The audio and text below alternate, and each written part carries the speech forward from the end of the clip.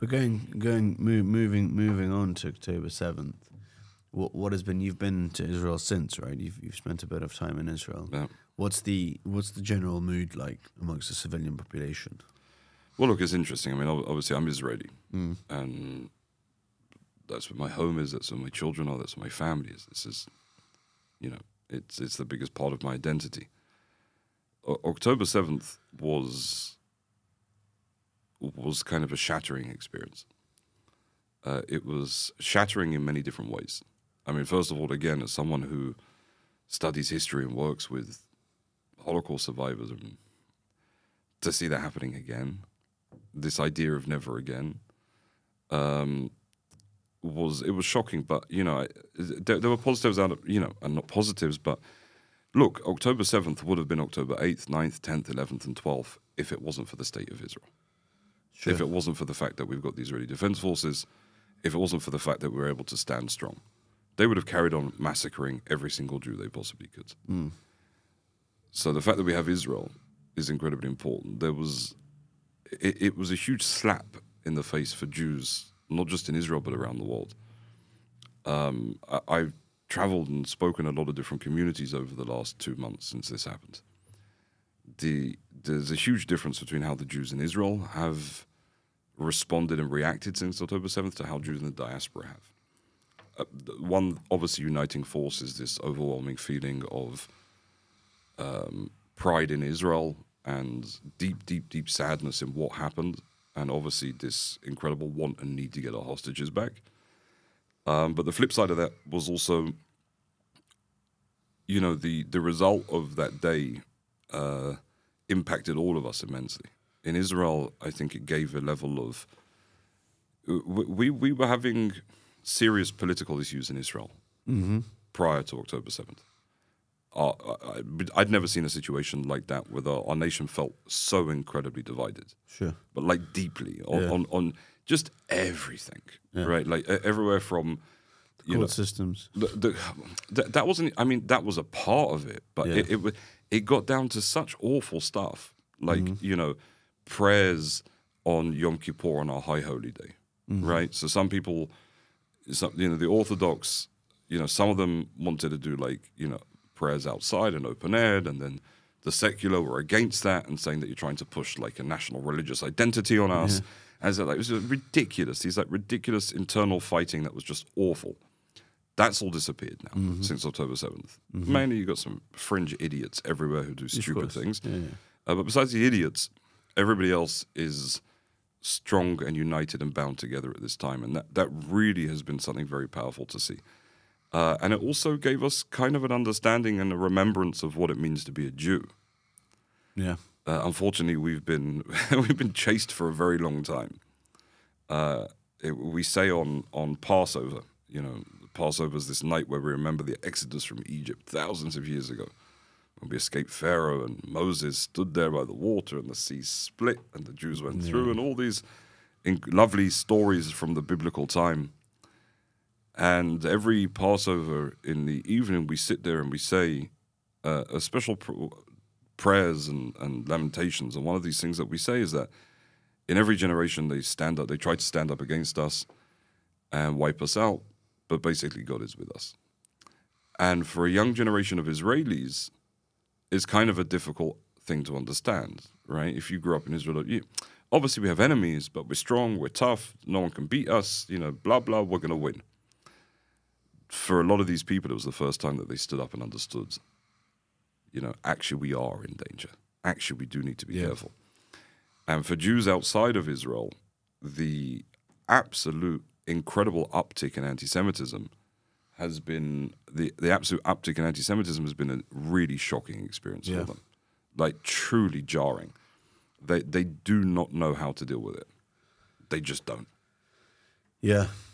It's, you see suddenly, you know, people who felt very safe, you know, watching in London, where both of us know very well, where I grew up, where you spent a lot of your time.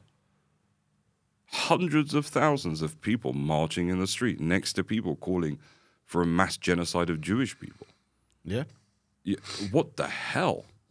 how is this happening today? Yeah. And everyone's just saying, oh, well, Context. But not just context, Yeah. but like well-meaning people. I didn't hear, ridiculous, the Diane Abbott, who's just an idiot, the best of times, but her sitting there and calling and saying, oh, I didn't see anything. What are you talking about? Yeah. This would not be acceptable for any other nation, for any other race, for any other minority to have such an absolute visceral and hatred against them. No one would accept it. But for Jews, it's somehow accepted. And that is what's really shocking here. Mm. And I think that's what really gave this shocking situation for a lot of Jews around the world. It was suddenly, wait, they actually really do hate us. Mm-hmm. And it isn't just the, extreme Islamists. There's so many other people with them as well. The far left, far right. It just feels like everybody's against you at this point. And where are the allies? Right? Mm. I remember here in Poland when the government at the time passed this. I had a lot of troubles here in Poland and a lot of arguments with the administration. And a lot of the fighting that happened, with and around Israel and all of this stuff, obviously put me at the front of a lot of that stuff. But what really, for me, broke down my relationship with them was this mass campaign they did against the LGBTQ plus community. And the reason why that bothered me so much is because I honestly believe that when you have campaigns against minorities, it puts people at risk. I truly believe that. And even if one young gay person felt unsafe and as a result of such committed suicide, which is happening often, unfortunately, as a result of this campaign, it's a disgusting thing to do. And I remember I went to, and I had a meeting in the Polish parliament, one of the high-level politicians, and I went and I wore a pin on my lapel, on my stand that said ally, right? And he sat there staring at it, and he said, what's that? And I said, I'm standing with the LGBTQ plus community at this time. And he was quite shocked by that. And he's like, well, how's that your fight? And blah, blah, blah. And I explained to him my point of view. And, and it's not just me, but, Jews have been at the forefront, truly, of standing with every single minority at every single time. You look at the movement of Martin Luther King in the United States. Sure. So every single picture, you'll see rabbis walking arm in arm with him. Sure. Right? We've stood beside every single community. And when it came to our turn... Yeah. How did it work out? Yeah, it didn't work out. Right? I sat with friends in New York and they're like, and they're just shaking. And I'm like, what's up? Yeah, they're like, a few chapters of Black Lives Matter sided openly with Hamas. Yeah, but they're like, dude, when it was Black Lives Matter, we stood in the streets and marched with them. We did. When it was all the LGBTQ marches in New York City and other places, we stood and we marched with them because we believe in it, because we believe in the rights of minorities, because we believe in freedom of all people. But they're not just not marching with us. No, they're marching against us. Queers for Palestine and a few other organizations. Obviously, it's not everybody, and there are good people. Of course. But the lack of allies has been something that I think has been a deeply difficult experience. Now, some people have spoken to me about the silent majority understands, and the silent majority get it. Yeah, but why is it silent? And in a situation like this, you can't be silent anymore. It's not okay. I've never been silent in my life about anything. If you believe in something, you have to stand up. You have to. Yeah. And especially at a time like this.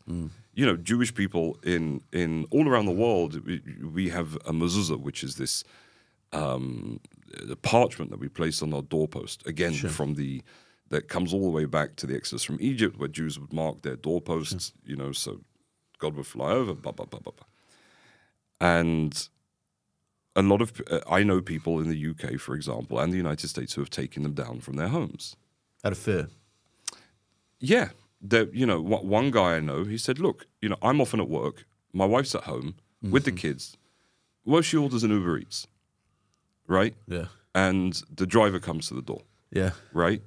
And sees the mezuzah on our doorpost and kicks off. Right, I'm not there to protect my family. And it's not impossible that something like this could happen. But that is a ridiculous thing to be afraid of in 2023. That we have to be worried about being outwardly Jewish. But unfortunately, that's what's happening today. And it is fearful and it is worrisome. I was in London. None of my family will go near central London on a weekend now because of these marches. You're going to march around where people are calling for your destruction. And they don't differentiate between Israel and Jews. No. Right? You know, it's not like, oh, what, Israel's one thing, but Jews in the UK are something else. Yeah. Right? You know, and again, I think this has been a wake-up call for a lot of people and an understanding that we do just need to stand and be tough and strong in our beliefs and stand behind our support of the state of Israel and understand that, you know what, there's always going to be people who hate us.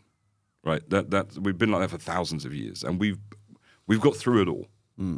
You know, we just down the middle of Hanukkah celebrating the story of the Maccabees who fought the Greeks and this Greek ideal, this wiping out Jewish culture, heritage, and history. Where the hell are the Greeks today? Right? No, he's still around. No, but it's not the exact descendants of, right? What, you know, you look at all kidding. these nations that have come against us and tried to wipe us out. It's not, you know, the Greeks sitting in, you know, eating tiramisu is not the same Greeks that we're talking about there, right? You know, the idea of that, but it's, you know, this is the difference that we're seeing today.